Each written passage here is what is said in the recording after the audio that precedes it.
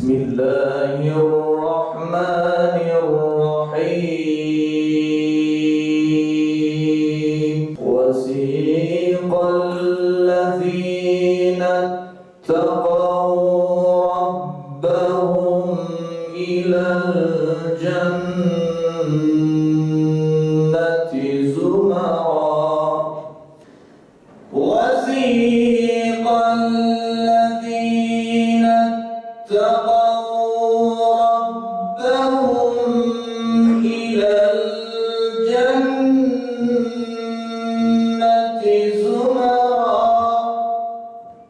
Bu yıl 2017 yılını programımızda Van Okuyor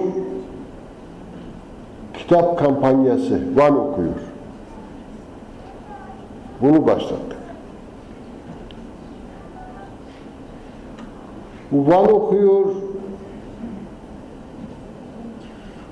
bir yerde ben dedim Van Okuyor, dediler ki hocam Van Okuyor değil, Vanlılar okuyor deseydiniz daha iyi olur. Evet. Vanlılar yani Vanlıların görevleri okuyor. Onlar da okursa o da iyi. Okuyacağız inşallah. Şimdi bu münasebetle bu Kur'an ve kainatın dilinde İslam İnanç İlmihali diye bir başkanlığımızın yayınlarında bir kitap seçtik. Bu kitabı dedi ki Diyanet Vakfımız Kur'an kursu ve İmam Hatip okullarını yaşatma derneği olarak bizler ortaklaşa arkadaşlarımıza birer kitap hediye edelim dedik. Bu Hristiyan Batı dünyasını İslam dünyasını ortadan kaldırmaya yönelik bazı faaliyetleri vardır.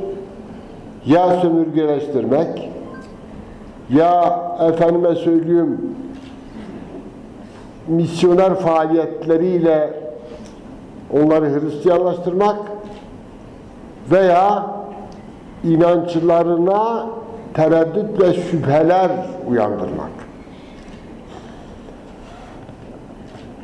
Son zamanlarda hatta işte bizim aklımızın yettiğince yaşımız itibariyle böyle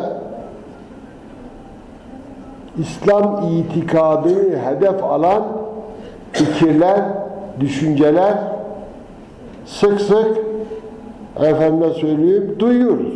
Oryantalizm hedef olarak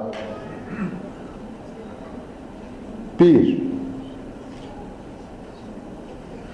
İslam inancı ile alakalı meseleler. İki, içtimai yani Müslümanların içtimai konularda meseleler. Üç, siyasi. Dört, ticari. Dini, siyasi, ticari ve sosyal konuları içeren çalışmaları olmuştur. Yani bunlar 1500'lü yıllarda Arap dilini öğrenmeye başlamışlar. Arap dili içerisinde tahrifat yapmak, Kur'an'ın dili Arapça olduğuna göre oradan işe girmek, çalışmışlar yani adamlar. Çalışmışlar. Çalışma neticesinde bir, İslam inanç esasları ile ilgili şüphe uyandırmak. Mesela Kur'an'la alakalı, Risaletle alakalı, Sünnet-i Nebeviye ile alakalı, Ashab-ı Kiram'la tabi'in izam ve İslam müştehitleriyle alakalı problemleri üretmişlerdir. Bizim bazı çalışmalarımız olacak inşallah. Hep beraber yapacağız. Onun için biz itikat meselesine başladık. Bu kitapçığı size hediye ediyoruz. Güzel bir kitapçıktır. İslam inançlarıyla alakalı bir ön bilgimiz olması bakımından iyidir. Okuyacağız inşallah. Bir de arkadaşlar, bizim çözülmemiş, hal edilmemiş dini hiçbir meselemiz kalmamıştır.